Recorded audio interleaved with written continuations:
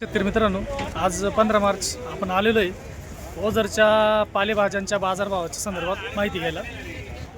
शेठ नमस्कार. नमस्कार. काय परिस्थिती आहे आज बाजारभावाची? परिस्थिती खूप चांगलीच आहे आजची. शिमला काय गेले आज आपल्याकडे? शिमला 300 350. 300 350 पर्यंत गेले. हो.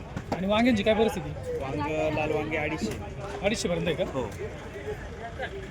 टोमॅटो आली का आपल्याकडे? टोमॅटो आली आहे 140 रुपये भाव आहे आज. 140 रुपये गेली का? सुपर 200 पर्यंत आहे. कोबी फ्लावरांची काय परिस्थिती? कोबी फ्लावर आहे ना आज 4 रुपये कोबीची परिस्थिती आहे आणि फ्लावर आहे ना 10 पासून 15 पर्यंत. 10 रुपयापासून 15 रुपयापर्यंत फ्लावर आहे. हो कोबी 3-4 रुपये 5 हो रुपयापर्यंत. हो हो. बरं. आवकची काय परिस्थिती? आवक कशी? आवक आहे आज बरी आहे. आज चांगली परिस्थिती मार्केटमध्ये. बरं.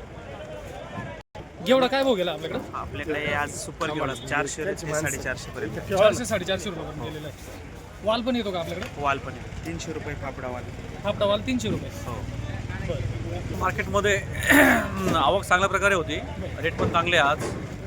साधारण फ्लावर 10, 12, 13 रुपयाची लेवल आहे आजची सुपर मालाची. बरं. बाकी हलके माला गेले 5-6 रुपये. कोबी कशी काय आज? कोबी गेली 5-6 रुपये कोबी गेलेली आज. मोठे माल 5, 6, 7 पर्यंत गेलेले आहे. त्या बाकी गाजर 200-250 पर्यंत आहे. बरं. शिमला? त्यानंतर मिरच्या आहे 600, 650, 700 पर्यंत मिरची गेलेली आहे. बरं. हायस्ट गेलेली. हो. त्यानंतर शिमला मिरची गेली आहे 380-400 पर्यंत हायेस्ट गेलेला आहे. बरं. 300 रुपये ॲव्हरेज पकडा तुम्ही आजचा. दुधी भोपळ्याचं कसं काय आपल्याकडे? दुधी भोपळा अवघड परिस्थिती अवघड आहे. तर हे 2-3 रुपये जास्तीत जास्त 7 रुपयाची हायेस्ट आहे. पण मग 4 रुपये 3 रुपये सरासरी आजची. अच्छा. म्हणजे मंदीचा टप्पा अजून चालूच आहे. अजून मंदी काही हो विशेष वाढलेली नाही. वेगळं काही झालेलं नाही. पूर्णपणे मंदी आहे सध्या अजून. माल कारण विकत नाही का? माल विकत नाही कारण पुढे आहे ना हॉटेलला गॅस टाकाय मिळत नाही, अवेलेबल होत नाही ओके. आहे. आणि हॉटेल पूर्णपणे बंद आहे मुंबईचे. त्याच्यामुळं परिणाम झालेला आहे हा. तरी डिझेल पेट्रोल मिळतं त्याच्यामुळं काहीतरी थोडाफार भाव मिळतो आहे आत्ता. बरं. डिझेल पेट्रोल बंद झालं तर मग अवघड आहे पुढे परिस्थिती. वाल घेवड्याचं कसं काय आपल्याकडे? वाल घेवडा 400 पर्यंत घेतला आम्ही आज. 400 रुपयाला 13 किलो. ओके. आणि घेवडा पण 400 पर्यंत गेलेला आहे. आणि वाल पण 400 पर्यंत आहे असं. बरं. फापडा वाल पण 300-350ची लेवल आहे 13 किलो. भाज्यांचं पण येतं का आपल्याकडे? भाजीपाला पण येतो का? आणि कोथिंबीर, वाल 11 किलो आहे आपल्याकडे. कुरुमुरा वाल 11 किलो.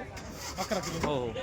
भाज्यांचं काय म्हटलं तुम्ही? भाज्या पण येतात का आपल्याकडे या मार्केट? हां, भाज्या कोथिंबीर मेथी प्रमाण भरपूर आहे. जास्त माल येतो काय आपल्याकडे. परिस्थिती त्यांची आज साधारण? कोथिंबीरची काल 35-40 रुपये लेवल होती आज कालची कोथिंबीरची. शेपू होती का आपल्याकडे? शेपू येते ना आपल्याकडे. किलोवरती कसं असतं हे? नाही, जुडी 1 किलोची जुडी असते ओके. त्याच्यावर आहे असं. 1 किलोची जुडी ना? हो हो हो. ओके, धन्यवाद. आणि विशेष म्हणजे आपल्याकडं ओझर मार्केटमध्ये 8 ते 9 महिन्यापासून पेमेंट कॅश असल्यामुळे ना अच्छा. तर इथं सतीश जाधव सचिव आहेत तिथे. त्यांनी खूप चांगले अथक प्रयत्न करून त्यांनी शेतकऱ्यांसाठी खूप चांगलं योगदान दिलं आणि चांगलं कामं केलं त्यांनी. शेतकरी वर्गासाठी चांगला शेतकरी वर्गासाठी खूप महत्त्वाचा निर्णय घेतला की पेमेंट कॅश केलं पाहिजे.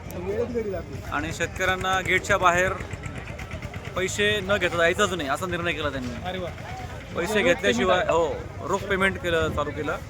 कुठल्या शेतकऱ्यांनी गेटच्या बाहेर जायचं नाही पैसे घेतल्याशिवाय असा निर्णय केलेला आहे. असं आहे. किती दिवस झाले आणि साधारण आता कॅश पेमेंट? 8 ते 9 महिने झाले आजपर्यंत प्रत्येक शेतकऱ्यांनी कॅश पेमेंट घेऊन गेले. 50 रुपयापासून तर 50,000 पर्यंत रोजच्या रोज पेमेंट कॅश केले होते. रोज पेमेंट हो होतं.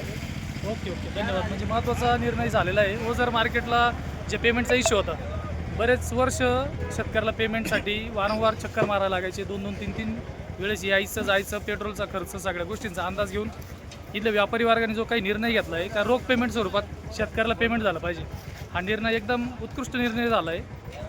धन्यवाद.